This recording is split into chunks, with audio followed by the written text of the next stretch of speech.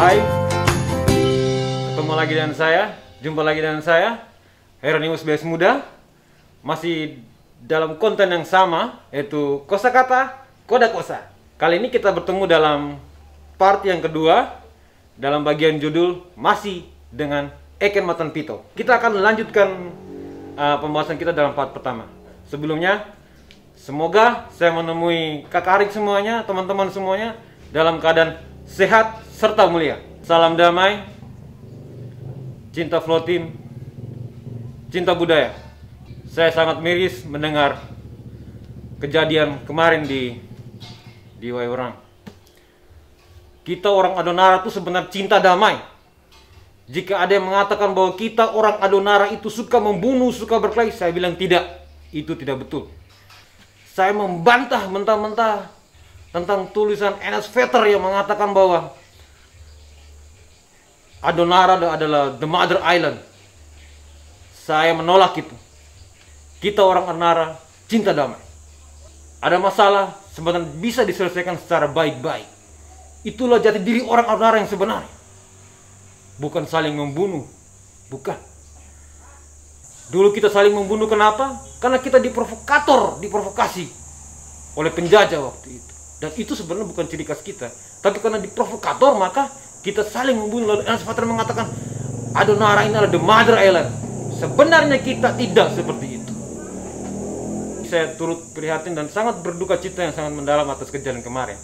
Semoga hal seperti itu tidak terjadi kembali. Semoga, amin. Semoga.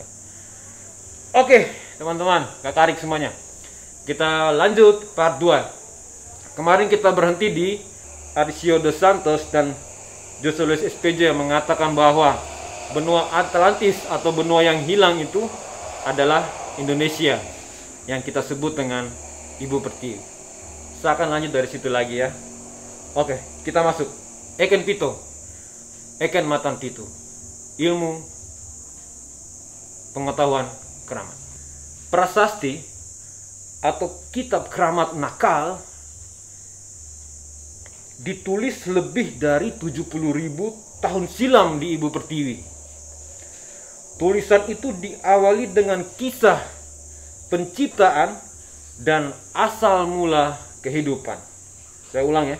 Tulisan itu diawali dengan kisah penciptaan bumi dan asal mula sebuah kehidupan yang dibagi ke dalam 7 perintah dari Sang Pencipta. Prasasti atau kitab keramat tentang penciptaan itu dimulai dengan pada awal mula alam semesta hanya sebuah roh. Segala sesuatu tanpa hidup, tanpa sebuah kehidupan, tenang, sepi, sunyi, dan senyap. Kekosongan dan kegelapan menguasai semesta alam. Kekosongan dan kegelapan menguasai semesta alam. Hanya roh ilahi. Kuasa besar yang ada sendiri, yaitu Sang Pencipta itu. Hanya Dia sendiri.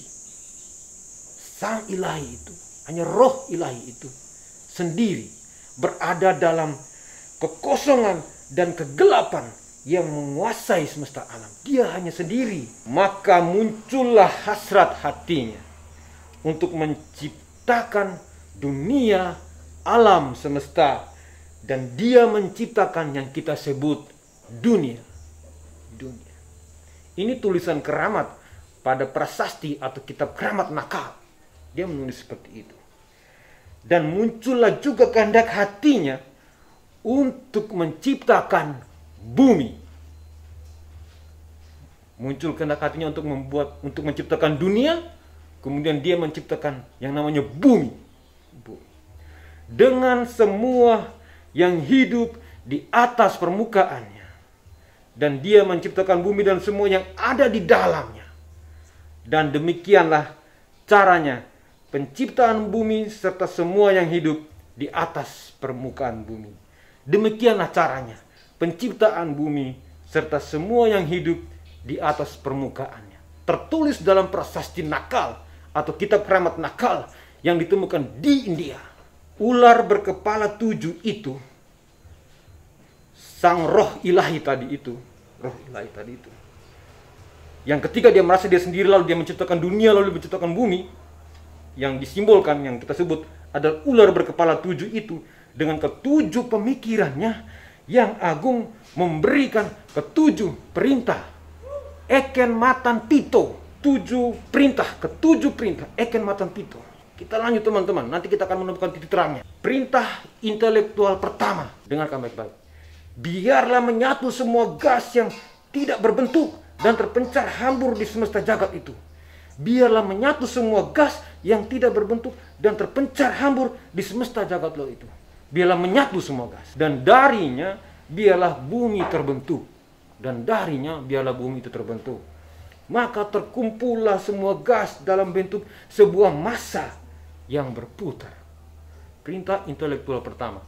Sekarang perintah yang kedua. Biarlah memadat semua gas itu untuk membentuk bumi. Maka terpadatlah semua gas itu. Tinggallah segumpal gas di lapisan bagian luar yang darinya akan terbentuk air dan atmosfer. Dan gumpalan itu terbungkus di dalam dunia baru. Kegelapan berkuasa dan segalanya sepi. Karena belum terbentuk air dan lapisan udara. Perintah pertama, biarlah menyatu semua gas. Perintah yang kedua, biarlah memadat semua gas. Perintah yang ketiga, biarlah terpisah semua gas yang berada di luar, dan biarlah mereka membentuk samudra dan atmosfer. Maka terpisahlah semua gas itu. Sebagian darinya lalu membentuk samudra, dan samudra itu menggenangi bumi dan menutupi seluruh permukaannya, sehingga dimanapun tidak tampak sebuah tanah yang kering.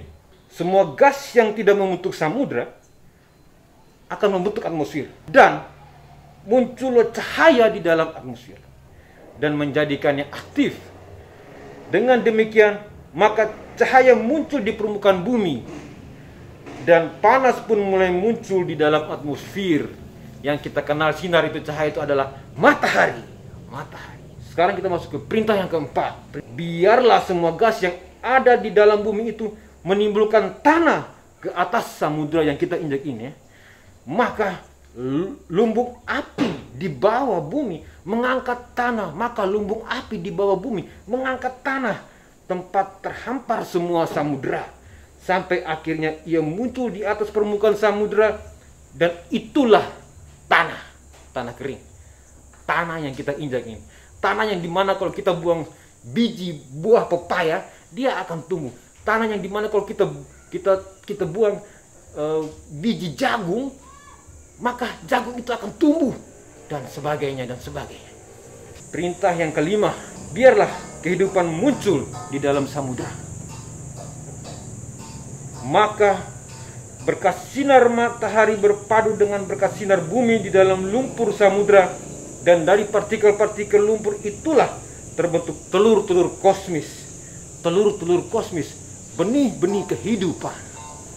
Dari telur-telur kosmis tersebut lahirlah kehidupan seperti yang diperintahkannya, yaitu biarlah kehidupan muncul di dalam samudra. Perintah yang kelima. Kita masuk perintah yang keenam. Biarlah muncul kehidupan di atas permukaan bumi. Maka berkas sinar matahari berpadu dengan berkas sinar bumi di dalam abu tanah, dan darinya terbentuklah telur-telur kosmis.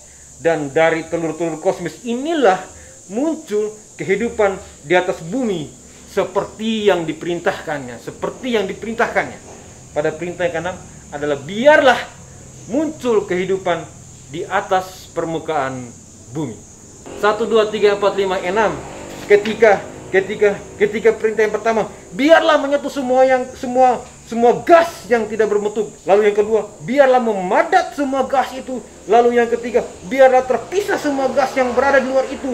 Lalu yang keempat, biarlah semua gas yang ada dalam bumi itu menimbulkan tanah ke atas permukaan. Lalu perintah yang kelima, biarlah kehidupan muncul di dalam samudra. Dan yang keenam, biarlah muncul kehidupan di atas permukaan bumi. Lalu kita akan masuk ke perintah yang ketujuh. Masih berhubungan dengan Eken Matan Pito. Ilmu pengetahuan keramat. Ilmu pengetahuan keramat.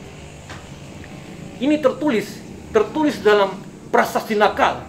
Tertulis dalam kitab keramat nakal yang ditemukan di India, yang kemudian nanti disempurnakan oleh penemuan di prasasti di Meksiko.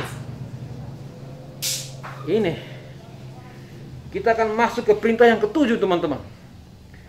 Dan ketika semua ini tercipta, semua kehidupan muncul di dalam samudra, biarlah semua kehidupan di atas permukaan bumi juga sudah muncul, maka bersabdalah intelek ketujuh, marilah kita membuat manusia seturut citra kita, dan marilah kita memberkahi dia dengan kuasa untuk memerintahkan bumi. Ini tertulis dalam prasasti nakal atau kitab keramat yang sudah ditulis 70 ribuan tahun yang silam. 70 ribu tahun yang silam. Ditulis di Ibu Pertiwi, ditulis di benua Atlantis, ditulis di benua yang kita katakan hilang itu. Yang kita katakan hilang itu. Ketujuh perintah tersebut dilaksanakan oleh 4 keramat. Ikunteti wanan lali, len lau orang lain. Ketujuh penciptaan itu dilaksanakan oleh 4 keramat, 4 kuasa, yaitu Ikunteti wanan lali, len lau orang rai. Ini dalam tulisannya Padre Yosef Muda punya ini. Ketika ini juga tentunya dia mendapatkan dari beberapa sumber, Jadi ketika dia membaca sumber-sumber yang dari penulis-penulis dunia, para peneliti-peneliti ilmuwan dunia, dia juga membaca sumber-sumber dari penulis-penulis kita yang secara lokal. Iya, Atta Maut itu sendiri. Kita punya penulis-penulis para peneliti juga yang sangat luar biasa. Sehingga dia mengatakan bahwa ketujuh perintah itu dilaksanakan oleh 4 keramat, yaitu Ikunteti wanan lali, len lau orang rai. Ini nih, Ikunteti wanan lali, len lau orang rai ini nanti juga akan kita bahas dalam bab tersendiri yang berhubungan dengan ini. Ini kita masih masuk ke Eken Matan Pito, jadi kita akan tinggalkan ini. Kita hanya sebatas ngomong bahwa ketujuh perintah itu dilaksanakan oleh 4 keramat, yaitu Ikunteti wanan lali, len lau orang rai. Tetapi untuk membahas secara detailnya nanti pada bab berikutnya. Jadi jangan lupa untuk di-subscribe, bunyikan tanda lonceng supaya tidak ketinggalan pada part-part berikutnya. James Churchward memberikan tafsiran bahwa ketujuh perintah itu sudah pasti menunjukkan 7 tahap waktu. 7 tahap waktu. Sebuah tahap waktu tidak diukur berdasar pada sebuah ukuran tahun. Bisa berarti 1 hari, 1 tahun, atau berjuta-juta tahun. Tulisan dalam prasasti itu hanya mau menyatakan bahwa bumi diciptakan dalam 7 tahap yang berbeda. Jadi dia tidak bisa mengatakan bahwa itu apakah dalam kurun waktu 1 hari, 1 tahun, atau bagaimana. Yang pasti dia mengatakan bahwa bumi diciptakan dalam 7 tahap. Saya rasa cukup sampai di situ, teman-teman. Saya tidak usah panjang-panjang, maksudnya kita akan lanjut ke part ketiga lagi. Jadi part kedua nih kita hanya fokus tentang pencipta dan ciptaannya. Pencipta dan ketujuh perintahnya. Pencipta dan ketujuh perintah. Cukup sekian, teman-teman. Kalian dapat kan? Semoga. Sampai ketemu di part berikutnya. Ciao. Sekali lagi, kita Adonaro itu cinta damai. Kalau kamu betul-betul cinta damai, maka tunjukkan jati dirimu bahwa kamu tidak suka untuk saling membunuh.